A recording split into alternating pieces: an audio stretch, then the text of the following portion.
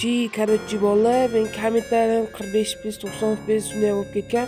Men o'zim 45 FPS da o'ynayman-da, bolalar.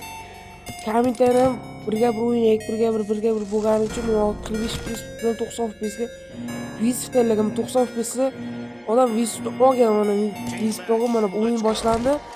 Men xohlasanglar ishonmasanglar hozir 45 FPS ni ko'rsataman. Ular ko'rib olgan bo'lsanglar endi o'yin navbat bilan go.